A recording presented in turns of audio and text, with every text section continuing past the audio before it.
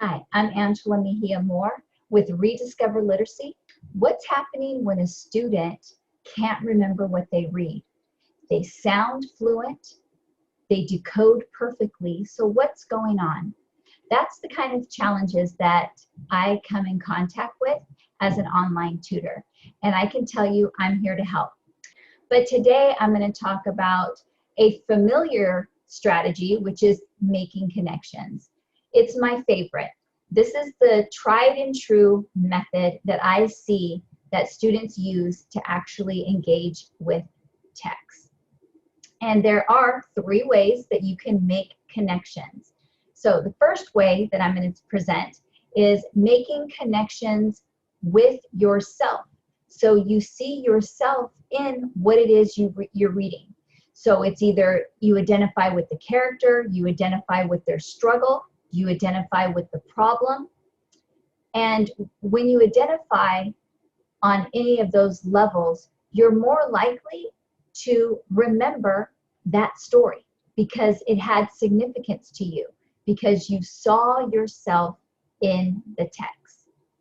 The second way I'm going to tell you is text-to-text connection. And that's where a lot of middle school, high school, and beyond readers are expected to actually compare and contrast text that they've read, whether it's 2 characters from 2 separate books or themes. And then the third way that I want to discuss is text to world.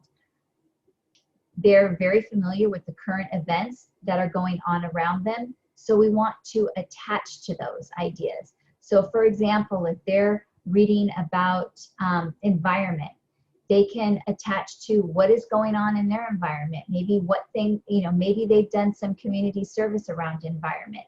So if they're reading about an issue in a text, we can immediately start to say, have you heard about this? Is this currently going on? Or did we experience that in the past? And tell me about that.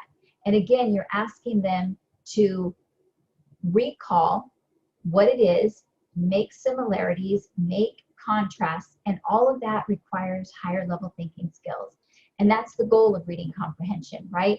Is to move away from just the literal level questions, the right there in the book questions, to comparing and contrasting, to inference type questions. We really want our students to dig deeper in their thinking when they're encountering text.